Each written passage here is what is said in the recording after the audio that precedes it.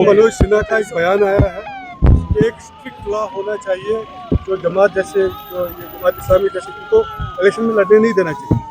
क्या बात है? आप आज क्यों जाग गए ना एलजी साहब? ऐसा कौन सा कानून है जो आप इनके खिलाफ इस्तेमाल कर सकते हैं? कि आज़ाद उम्मीदवार के तौर पे उठे हैं क्या? अब आप आज़ाद उम्मीदवार के तौर पे उठने नहीं दोगे? ऑर्गेनाइजेशन पे तो बैन लगा हुआ है, तो ऑर्गेनाइजेशन के नाम पे तो इलेक्शन के मैदान में उतरे नहीं हैं ये। और तो और ठीक है ना, अगर आप वैसे भी 8 अक्टूबर के बाद यहाँ कोई कानून बनाने का इख्तियार जो है एलजी साहब के पास नहीं होगा। यहाँ लोगों की अपनी चुनी हुई सरकार होगी, वो तय करेंगे ना कौन लड़ेगा कौन नहीं लड़ेगा। हमें शिकायत हमें करनी चाहिए। मैदान में हमारे खिलाफ उतरे हैं, कोर्ट हमारे खिलाफ लेने की कोशिश कर रहे हैं, हम इस तरह की मांग नहीं कर रहे हैं, तो एलजी साहब क्यों कर रहे हैं? अब उनको क्या परेशानी है? और साहब अभी जो सूरत हाल हम देख रहे हैं, जैसे कि इंजीनियर रशीद है, वो कह रहे हैं कि मैं लिख के दूंगा, उमर साहब नहीं होम मिनिस्टर को आगे थ्रेट। अब इंजीनियर रशीद साहब जरा पहले जो आज उन्होंने एबीपी के जरिए इंटरव्यू दिया है उसका जवाब दें। इंजीनियर रशीद साहब ने खुले अल्फाजों में ये कहा है कि आज अगर 8 अक्टूबर के बाद बीजेपी को नुमाइंदों की ज़रूरत पड़ी, एमएलएज की ज़रूरत पड़ी, तो बीजेपी के लिए इंजीनियर रशीद साहब के दरवाजे खुले हैं।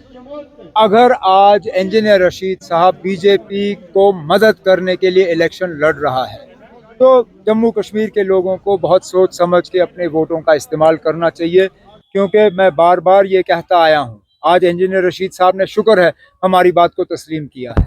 मैं कहता आया हूँ कि ये लोग आ रहे हैं सिर्फ और सिर्फ यहाँ वोट को तकसीम करने के लिए और नेशनल कॉन्फ्रेंस को नुकसान दिलवाने के लिए।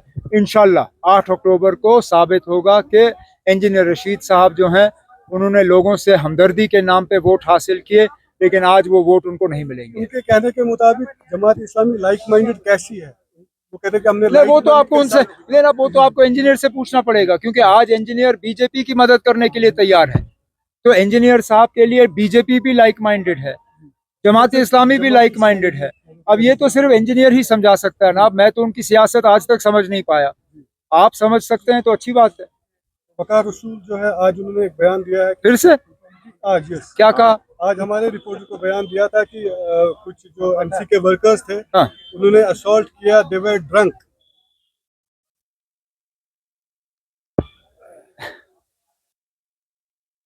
अब फ्रस्ट्रेशन में लोग बहुत कुछ कह जाते हैं। वकार रसूल साहब कुछ ज्यादा ही फ्रस्ट्रेट हो गए हैं। अब इलेक्शन खत्म हो गया है, उनको चुपचाप बैठना चाहिए, 8 अक्टूबर का इंतजार करना चाहिए। लोगों का फैसला हमारे सामने होगा। बाकी रही बात उनकी अपनी तंजीम, जो उनकी कांग्रेस पार्टी है, उन्होंने उनके इन बयानों को पसंद नहीं किया। उनको जो नए पीसीसी के सदर बने हैं उनके तरफ से मार पड़ी है एक बयान के जारे। उन्हें अपनी पार्टी का जो है नेशनल कांग्रेस का ख्याल रखना चाहिए। हम अपनी पार्टी का ख्याल रखेंगे ना। वो सब एक बात का जवाब नहीं दिया। उनको क्यों लगता है कि आप ही थ्रेट हो?